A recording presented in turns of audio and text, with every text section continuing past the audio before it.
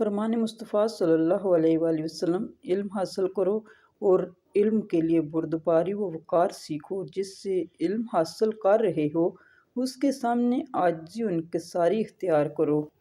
حضرت عبداللہ رضی اللہ تعالیٰ عنہ بن مسعود سے روایت ہے کہ رسول اللہ صلی اللہ علیہ وآلہ وسلم کے گھر داخل ہوا اور آپ صلی اللہ علیہ وآلہ وسلم کو بخار تھا۔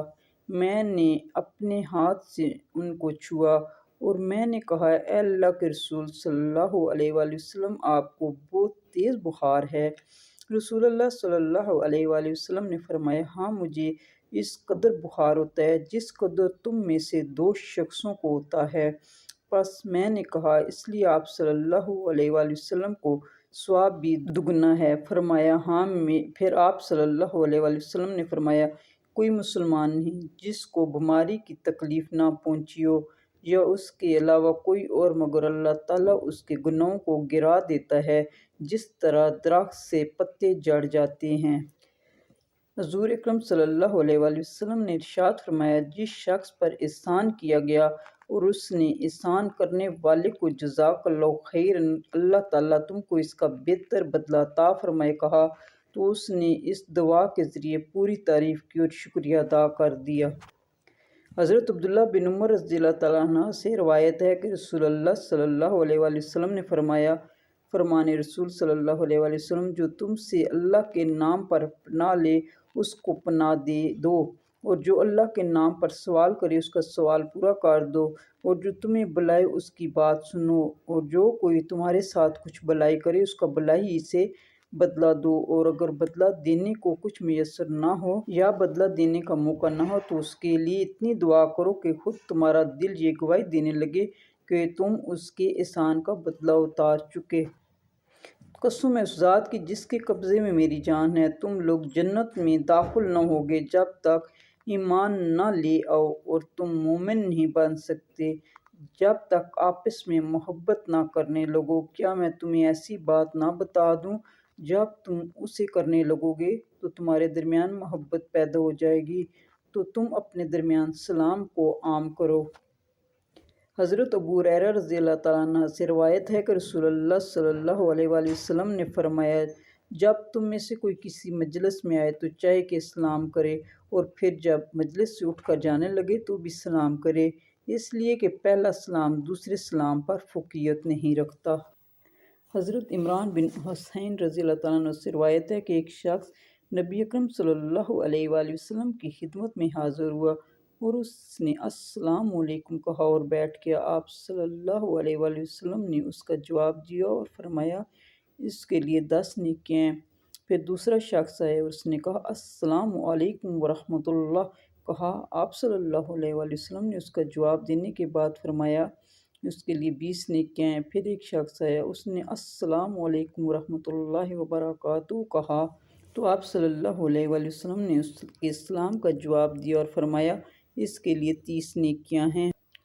تم میں سے اللہ کی رحمت کے قریب وہ شخص ہے جو سلام میں پہل کرے، سلام میں ابتدا کرنے والا کبر سے بری ہے۔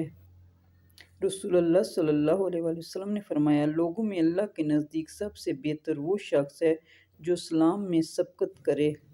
رسول اللہ صلی اللہ علیہ وآلہ وسلم نے فرمایا، ایک شخص کہیں جا رہا تھا، راستے میں اس نے کانٹوں بھری ہوئی ایک ٹہنی دیکھی، بس اسے راستے سے دور کر دیا۔ اللہ تعالیٰ صرف اسی بات پر راضی ہو گیا اور اس کی بخشش فرما دی۔ پردہ، عورت کے پردے کی تو سب کو فکر رہتی ہے، سب پوچھتے ہیں عورت کا پردہ کیسا ہونا چاہیے؟ کیا کوئی جانتا ہے کہ اللہ نے قرآن میں مردوں کے پردے کا بھی ذکر کیا ہے؟ ترجمہ، آپ مومن مردوں سے فرما دیں کہ وہ اپنی نگاہیں نیچی رکھا کریں اور اپنی شرمگاہوں کی حفاظت کریں۔ مرد کا پردہ نگاہوں کی حفاظت کرنا ہے، یعنی نامحرم عورت سامنے ہو تو اپنی نظروں کو جھکا لے۔